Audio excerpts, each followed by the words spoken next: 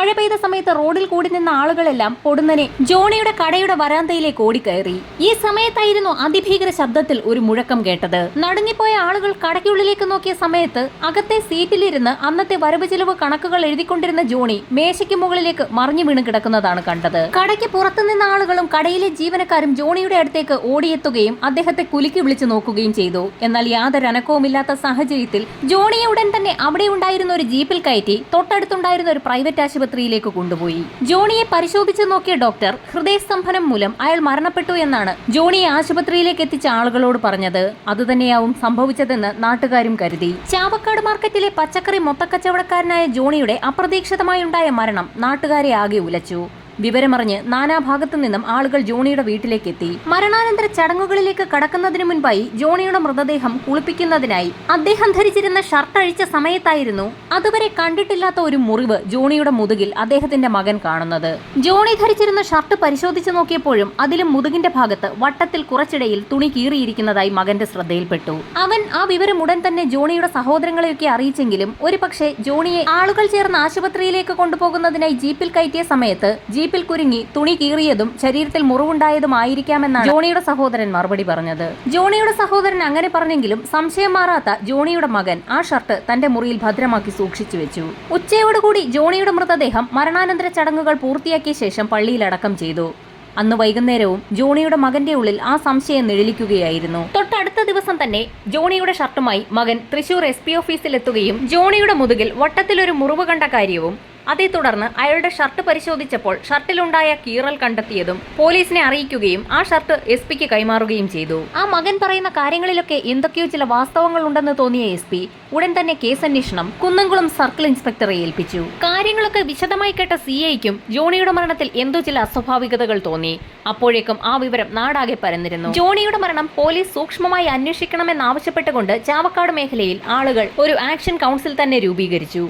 ഒടുവിൽ മൃതദേഹം പുറത്തെടുത്ത് പോസ്റ്റ്മോർട്ടം നടത്താൻ തീരുമാനമായി. വിദഗ്ധരടങ്ങുന്ന ഡോക്ടർമാരുടെ സംഘവും ഫോറൻസിക് ടീമും ജോണിയുടെ മൃതദേഹം പള്ളിയിൽ നിന്ന് പുറത്തെടുക്കാൻ പോകുന്നുവെന്നറിഞ്ഞുകൊണ്ട് ചാവക്കാട് മേഖലയിലുള്ള ആളുകളൊക്കെ തന്നെ പള്ളിയുടെ പരിസരത്ത് തടിച്ചുകൂടി. പോസ്റ്റ്മോർട്ടം നടത്തിയ സർജന് ജോണിയുടെ ശ്വാസകോശത്തിനുള്ളിൽ നിന്നും ഒരു വെള്ളാരം കല്ല് കിട്ടി. വെള്ളാരം കല്ല് ഒരു സൂചനയാണ്. സാധാരണ രീതിയിൽ നാടൻ ബോംബുകൾ ഉണ്ടാക്കുമ്പോൾ വെള്ളാരം കല്ല് അതിനുള്ളിൽ വെച്ച് കെട്ടാറുണ്ട്. പോസ്റ്റ്മോർട്ടം നടത്തിയ സർജൻ ആ വിവരം CIയെ അറിയിച്ചു. ശ്വാസകോശത്തിനുള്ളിൽ നിന്ന് വെള്ളാരം കല്ല് കിട്ടിയ സ്ഥിതിക്ക് ഒരു നാടൻ ബോംബാക്രമണത്തിൽ ജോണി കൊല്ലപ്പെട്ടതാകാമെന്ന് പോസ്റ്റ്മോർട്ടം വിദഗ്ധൻ റിപ്പോർട്ട് നൽകി.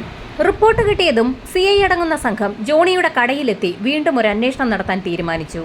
കടയൊക്കെ വിശദമായി പരിശോധിച്ചെങ്കിലും അവിടെ ഒരു നാടൻ ബോംബാക്രമണം നടന്നതിന്റെ യാതൊരു ലക്ഷണവുമില്ല എന്നായിരുന്നു പോലീസിന്റെ പ്രാഥമിക നിഗമനം. പോലീസ് സംഘം അരിച്ചു പറക്കിയിട്ട് പോലും ഒരു ബോംബാക്രമണത്തിലേക്ക് നയിക്കുന്ന യാതൊരു തെളിവുകളും ആ കടയ്ക്കുള്ളിൽ നിന്ന് കണ്ടെത്താനായില്ല. ജോണിയുടെ പോസ്റ്റ്മോർട്ടം റിപ്പോർട്ട് ശരിക്കും പോലീസ് സംഘത്തെ കുഴപ്പിച്ചു എന്ന് തന്നെ പറയാം. കേസ് ഫയൽ ഒന്നുകൂടി വിശദമായി പഠിച്ച പോലീസ് സംഘം ശരീരത്തിലുള്ള മുറിവും ഷർട്ടിൽ കണ്ട ദ്വാരത്തിനും ഒരേ അളവാണെന്ന് മനസ്സിലാക്കിയതോടുകൂടി ആ ഷർട്ട് വീണ്ടും തിരുവനന്തപുരത്തെ ഫോറൻസിക് ലാബിലേക്ക് ഒരു പരിശോധനയ്ക്കായി അയച്ചു. ഫോറൻസിക് ലാബിൽ നിന്നും ഞെട്ടിക്കുന്ന റിപ്പോർട്ടായിരുന്നു പുറത്തു വന്നത്. ഷർട്ടിലെ ദ്വാരത്തിന് ചുറ്റും ഈയത്തിന്റെ അംശമുണ്ട്. .22 കാലിബറിലെ ഒരു വെടിയുണ്ടയ്ക്ക് ഉണ്ടാക്കാൻ കഴിയാവുന്നത്ര ദ്വാരമായിരുന്നു ആ ഷർട്ടിലും മുതുകിലും ഉണ്ടായിരുന്നത്. നാടൻ തോക്കിലുപയോഗിക്കുന്ന വെടിയുണ്ടയിൽ ഈയത്തിന്റെ അളവ് കൂടുതലായിരിക്കും. ജോണി വെടിയേറ്റാണ് മരിച്ചിരിക്കുന്നതെന്ന് ഇതിൽ നിന്ന് വ്യക്തമായി. പക്ഷേ പോസ്റ്റ്മോർട്ടം നടത്തിയ ഡോക്ടർമാർ വെടിയുണ്ടയെക്കുറിച്ച് യാതൊരു കാര്യവും സൂചിപ്പിക്കാത്തതുകൊണ്ട് വെടിയേറ്റാണ് ജോണി മരിച്ചിരിക്കുന്നതെന്ന് പൂർണ്ണമായും ഉറപ്പിക്കാനും കഴിയില്ലായിരുന്നു. വെടിയേറ്റുള്ള മരണമാണെങ്കിൽ ഉറപ്പായും പോസ്റ്റ്മോർട്ടത്തിൽ ജോണിയുടെ മൃതദേഹത്തിൽ നിന്നും ആ വെടിയുണ്ട കണ്ടെത്തേണ്ടതാണ്. ഇവിടെ അങ്ങനെയൊരു സംഭവം ഉണ്ടായിട്ടില്ല. ഇനി വെടിയുണ്ട ജോണിയുടെ ശരീരത്തിൽ നിന്നും പുറത്തു കടന്ന് എവിടെയെങ്കിലും തെറിച്ചു പോയതാണെങ്കിൽ അത് കണ്ടെത്തേണ്ടത് പോലീസാണ്. അങ്ങനെയൊരു കാര്യം കണ്ടെത്താൻ പോലീസിന് കഴിഞ്ഞിട്ടുമില്ല. അത് മാത്രവുമല്ല, ജോണിയുടെ ശരീരത്തിൽ ആകെ ഒരു മുറിവ് മാത്രമായിരുന്നു ഉണ്ടായിരുന്നത്. വെടിയുണ്ട അകത്തേക്ക് കയറിയ പാട് മാത്രമേ ഉണ്ടായിരുന്നുള്ളൂ. അത് പുറത്തു പോയെങ്കിൽ അങ്ങനെ ഒരു മുറിവ് കൂടി ജോണിയുടെ ശരീരത്തിൽ ഉണ്ടാകേണ്ടതാണ്. ഇവിടെ അങ്ങനെയൊരു കാര്യവും സംഭവിച്ചിട്ടില്ല. പോലീസ് സംഘം ആകെ വെട്ടിലായെന്ന് തന്നെ പറയാം. വെടിയേറ്റാണ് ജോണി മരിച്ചതെന്ന് പോലീസ് നിഗമനത്തിലെത്തിയപ്പോഴും തൊണ്ടി മുതലായ വെടിയുണ്ട ജോണിയുടെ ശരീരത്തിൽ നിന്ന് കണ്ടെത്താൻ പോസ്റ്റ്മോർട്ടം നടത്തിയ ഡോക്ടർക്കും കഴിഞ്ഞിട്ടില്ല. യഥാർത്ഥത്തിൽ ജോണി വെടിയേറ്റ് തന്നെയാണോ മരിച്ചതെന്ന് കണ്ടെത്തുന്നതിനായി പോലീസ് സംഘം വീണ്ടും ഒരു അന്വേഷണത്തിന് തയ്യാറായി. ഡിവൈഎസ്പിയും CIയും ഒക്കെ അടങ്ങുന്ന വിദഗ്ധ സംഘത്തിന്റെ സഹായത്തോടുകൂടി ജോണിയുടെ കടയിലെത്തി അന്നത്തെ സംഭവം ഒന്നുകൂടി റീക്രിയേറ്റ് ചെയ്യാൻ അവർ തീരുമാനിച്ചു. ജോണിയുടെ അതേ പൊക്കത്തിലും വലിപ്പത്തിലുമുള്ള ഒരാളെ കടയ്ക്കുള്ളിലെ കസേരയിൽ അന്ന് ജോണി ഇരുന്ന അതേ രീതിയിൽ തന്നെ ഒന്നിരുത്തി. ഏത് ഭാഗത്തു നിന്നായിരിക്കാം യഥാർത്ഥ കൊലയാളി നിറയൊഴിച്ചതെന്നറിയുന്നതിനായി അവരൊരു ടെസ്റ്റ് തന്നെ നടത്തി നോക്കി. അന്ന് മഴ പെയ്തിരുന്ന ദിവസം ആളുകളൊക്കെ കടയിലേക്ക് ഓടിക്കൂടിയിരുന്നു. അതുകൊണ്ട് തന്നെ ഒരു കാരണവശാലും ദൂരെ നിന്നായിരിക്കില്ല വന്ന വ്യക്തി ജോണിക്കെതിരെ നിറയൊഴിച്ചതെന്ന് പോലീസിന് വ്യക്തമായി. വളരെ അടുത്തു നിന്ന ആരോ ഒരാളാണ് ജോണിയുടെ പുറത്തേക്ക് വെടിവെച്ചിരിക്കുന്നത്. കടയുടെ വരാന്തയിൽ നിൽക്കുന്ന ഒരാൾക്ക് മാത്രമേ നിറയൊഴിക്കാൻ കഴിയുകയുള്ളൂ. അങ്ങനെയെങ്കിൽ തൊട്ടടുത്ത് കൂടി നിന്ന ആളുകളൊക്കെ അത്രയും വലിയൊരു ശബ്ദമുണ്ടായെങ്കിൽ അത് കേട്ടിട്ടുണ്ടാകാൻ സാധ്യതയുണ്ടെന്ന് മനസ്സിലാക്കിയ പോലീസ് സംഘം അന്ന് അവിടെ കൂടിയിരുന്ന ആളുകളെയും കടയിലെ ജീവനക്കാരെയും ഒക്കെ വിശദമായി ഒന്ന് ചോദ്യം ചെയ്യാൻ തീരുമാനിച്ചു. കടയിലെ ജീവനക്കാർ നേരത്തെ പോലീസിന് നൽകിയ അതേ മൊഴി തന്നെ ആവർത്തിച്ചു. ജോണി മരണപ്പെടുന്ന സമയത്ത് ഇടിവെട്ടും പോലെ ഒരു ഒച്ച കേട്ടിരുന്നു എന്ന് ജീവനക്കാർ വീണ്ടും പോലീസിന് മൊഴി നൽകി. ഇടിവെട്ടിയതുപോലെയുള്ള ശബ്ദം കേട്ടു എന്ന് പറഞ്ഞ 3 ജീവനക്കാരെയും തൃശൂരിലെ പോലീസ് ക്ലബ്ബിൽ വെടിവെപ്പ് പരിശീലനം നടക്കുന്നിടത്തേക്ക് പോലീസ് സംഘം വിളിച്ചു വരുത്തി. ആ ക്യാമ്പിലെ ആയുധങ്ങൾ സൂക്ഷിക്കുന്ന കലവറയിൽ നിന്ന് വിവിധ രീതിയിലുള്ള തോക്കുകളും അവയുടെ വെടിയുണ്ടകളും പോലീസ് സംഘം പുറത്തെടുത്തു. ഓരോ തവണ നിറയൊഴിക്കുമ്പോഴും അവയുടെ ശബ്ദം പ്രത്യേകം ശ്രദ്ധിക്കണമെന്ന് ആ 3 പേർക്കും നിർദ്ദേശം നൽകി. പോലീസ് ക്യാമ്പിൽ നിറയൊഴിക്കൽ ആരംഭിച്ചു. ജോണി മരിച്ച സമയത്ത് ഇടിമുഴങ്ങുന്നത് പോലെ കേട്ട ആ ഒച്ചയും പോലീസ് ക്യാമ്പിൽ നിറയൊഴിക്കുമ്പോഴുണ്ടാകുന്ന ഏതെങ്കിലും ശബ്ദവുമായി മാച്ച് ചെയ്യുന്നുണ്ടോ എന്നറിയുന്നതിന് വേണ്ടിയായിരുന്നു അത്തരത്തിലൊരു പരീക്ഷണം പോലീസ് നടത്തിയത്. അനവധി തോക്കുകളിൽ നിന്ന് പോലീസ് സംഘം നിറയൊഴിക്കൽ പ്രക്രിയ നടത്തി നോക്കി. ഒടുവിൽ അവർക്ക് സംശയമുള്ള .22 കാലിബറിലുള്ള തോക്കിൽ നിന്ന് നിറയൊഴിച്ചു. 3 പേരും ഒറ്റ ശ്വാസത്തിൽ തന്നെ ആ ശബ്ദം തിരിച്ചറിഞ്ഞു. ഇതേ ശബ്ദം തന്നെയാണ് ജോണി മരിച്ച സമയത്തും അവർ കേട്ടതെന്ന് പോലീസിനോട് വ്യക്തമായി പറഞ്ഞതോടുകൂടി പോലീസ് സംഘത്തിന് ആകെ ആശ്വാസമായി. .22 കാലിബറിലുള്ള ഒരു നാടൻ തോക്കിൽ നിന്ന് വെടിയേറ്റാണ് ജോണി മരണപ്പെട്ടിരിക്കുന്നതെന്ന് പോലീസ് ഉറപ്പിച്ചു. അപ്പോഴും പോലീസിനെ കുഴപ്പിച്ച ചോദ്യം മറ്റൊന്നായിരുന്നു. വെടിയുണ്ട ശരീരത്തിലേക്ക് ഏറ്റപാട് മാത്രമേ ജോണിയുടെ ശരീരത്തിലുണ്ടായിരുന്നുള്ളൂ. അകത്തേക്ക് പോയ വെടിയുണ്ട എവിടെ പോയി? പോലീസിന്റെ നിഗമനം ശരിയാണെങ്കിൽ ആ വെടിയുണ്ട മറ്റെവിടെയും പോയി കാണില്ല. അത് ജോണിയുടെ ശരീരത്തിൽ തന്നെ ഉണ്ടാകും. അങ്ങനെയെങ്കിൽ ജോണിയുടെ മൃതദേഹം ഒരിക്കൽ കൂടി റീപോസ്റ്റ്മോർട്ടം നടത്തേണ്ടി വരുമെന്ന് SP അടങ്ങുന്ന സംഘം തീരുമാനിച്ചു. എന്നാൽ ഒരിക്കൽ പോസ്റ്റ്മോർട്ടം നടത്തിയ മൃതദേഹത്തിൽ വീണ്ടും ഒരു പോസ്റ്റ്മോർട്ടം കൂടി നടത്തുന്നത് അത്ര എളുപ്പമല്ലായിരുന്നു. അതുകൊണ്ട് തന്നെ അടുത്ത സ്റ്റെപ്പ് എന്ത് എന്ന് പോലീസ് സംഘം കൂടിയിരുന്ന് ഒരാലോചന നടത്തി. മൃതദേഹത്തിൽ നിന്നും വെടിയുണ്ട കണ്ടെത്തുന്നതിനായി ഒരു മെറ്റൽ ഡിറ്റക്ടറിന്റെ സഹായം തേടാമെന്ന് വിദഗ്ധ സംഘം തീരുമാനിച്ചു.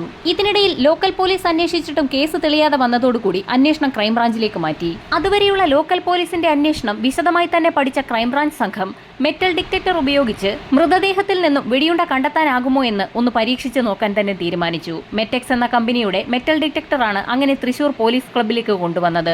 പരീക്ഷണത്തിന്റെ ഭാഗമായി വലിയൊരു മെത്ത പോലീസ് ക്ലബ്ബിലെ ടേബിളിലേക്ക് ചുരുട്ടി കെട്ടിയ നിലയിൽ വെച്ചു. അതിലേക്ക് .22 കാലിബറിലുള്ള ഒരു തോക്കിൽ നിന്ന് നിറയൊഴിച്ചു. മെത്ത ചിതറിത്തെറിപ്പിച്ചുകൊണ്ട് വെടിയുണ്ട അകത്തേക്ക് പാഞ്ഞു കയറി. അപ്പോൾ തന്നെ മെറ്റൽ ഡിറ്റക്ടർ ഉപയോഗിച്ച് പോലീസ് സംഘം പരിശോധന ആരംഭിച്ചു.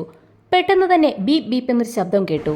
.22 കാലിബറിലുള്ള തോക്ക് ഉപയോഗിച്ചുള്ള വെടിയുണ്ട കണ്ടുപിടിക്കാനായി മെറ്റൽ ഡിറ്റക്ടർ പര്യാപ്തമാകുമെന്ന് തന്നെ പോലീസ് സംഘം ഉറപ്പിച്ചു. ഗവൺമെന്റിന്റെ പെർമിഷനോടുകൂടി തന്നെ ജോണിയുടെ മൃതദേഹം റീപോസ്റ്റ്മോർട്ടത്തിനായി വീണ്ടും തയ്യാറാക്കി. ചാവക്കാട് തഹസീൽദാരുടെ നേതൃത്വത്തിൽ വിദഗ്ധരടങ്ങുന്ന ഒരു സംഘമായിരുന്നു റീപോസ്റ്റ്മോർട്ടം നടത്തിയത്. ഇത്തവണ കോട്ടയം മെഡിക്കൽ കോളേജിലെ പോസ്റ്റ്മോർട്ടം വിദഗ്ധന്റെ നേതൃത്വത്തിലായിരുന്നു റീപോസ്റ്റ്മോർട്ടം നടത്തിയത്. ജോണിയുടെ മൃതദേഹം പുറത്തെടുത്ത് ഒരു ടേബിളിലേക്ക് കിടത്തി. ആ മൃതദേഹം പൂർണ്ണമായും അഴുകിയ നിലയിലായിരുന്നു. മെറ്റൽ ഡിറ്റക്ടർ ഉപയോഗിച്ചുള്ള പരിശോധന തുടങ്ങി 1 മണിക്കൂർ പിന്നിട്ടിട്ടും ഒരു ബീപ്പ് ശബ്ദം പോലും കേൾക്കാനായില്ല. ഏതാനും നിമിഷങ്ങൾക്കകം തന്നെ ബീപ്പ് ബീപ്പ് എന്നുള്ള ശബ്ദം കേട്ടപ്പോൾ അവിടെ കൂടി നിന്ന ആളുകൾക്ക് പോലും സന്തോഷമുണ്ടായി. വെടിയുണ്ട കണ്ടെത്തിയെന്ന് തന്നെയാണ് പോലീസ് കരുതിയത്. എന്നാൽ ശവപ്പെട്ടിയിലെ ഒരാണി മാത്രമായിരുന്നു അത്. മണിക്കൂറുകൾ പിന്നിട്ടിട്ടും ഒന്നും കണ്ടെത്താനാകാത്തതോടുകൂടി പോലീസ് സംഘം ആ പരിശോധന നിർത്തിവെച്ചു. അല്പനേരം നീണ്ട കൂടിയാലോചനകൾക്ക് ശേഷം വീണ്ടും മെറ്റൽ ഡിറ്റക്ടർ ഉപയോഗിച്ചുള്ള പരിശോധന ആരംഭിച്ചു. ആ സമയത്ത് ആദ്യം കയ്യിലെടുത്തത് ജോണിയുടെ ശ്വാസകോശമായിരുന്നു. ശ്വാസകോശ ഭാഗത്തിന്റെ അടുത്തേക്ക് മെറ്റൽ ഡിറ്റക്ടർ വെച്ചപ്പോൾ തന്നെ അതിൽ നിന്ന് ബീപ് ബീപ് ശബ്ദം പുറത്തു വരാൻ തുടങ്ങി. ജോണിയുടെ ശ്വാസകോശ ഭാഗം വിശദമായ പരിശോധനയ്ക്ക് തന്നെ വിധേയമാക്കി. അതിനുള്ളിൽ നിന്നും പോലീസുകാർ ആഗ്രഹിച്ച പോലെ തന്നെ .22 കാലിബറിലെ ആ വെടിയുണ്ട കിട്ടി.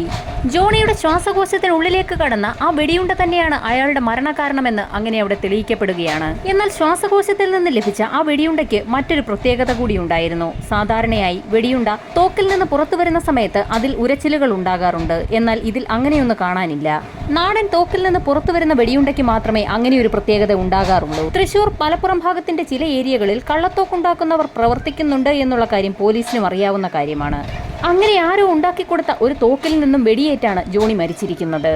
ആരാണ് ജോണിയെ കൊലപ്പെടുത്തിയത്? ആ നിർണായക ചോദ്യത്തിന്റെ ഉത്തരം കൂടി ഇനി പോലീസിന് കണ്ടെത്തേണ്ടതുണ്ട്. സംഭവം നടന്ന ദിവസം ജോണിയുടെ കടയ്ക്കുള്ളിലും വരാന്തയിലും തടിച്ചുകൂടിയവരെയും ആ പ്രദേശത്തുണ്ടായിരുന്ന കടക്കാരെയുമൊക്കെ വീണ്ടും ഒരു ചോദ്യം ചെയ്യലിന് പോലീസ് വിധേയമാക്കി. ചോദ്യം ചെയ്യലിനിടയിലാണ് നിർണായകമായ ഒരു വിവരം പോലീസിന് ലഭിക്കുന്നത്. കടയ്ക്കുള്ളിൽ നിന്നും ഭീകര ശബ്ദവും അതിന് പിന്നാലെ ജോണിയുടെ ഉറക്കെയുള്ള നിലവിളി ശബ്ദവും കേട്ടതിന് പിന്നാലെ ആളുകളെല്ലാം കടയ്ക്കുള്ളിലേക്ക് ഇരച്ചു കയറിയിരുന്നു.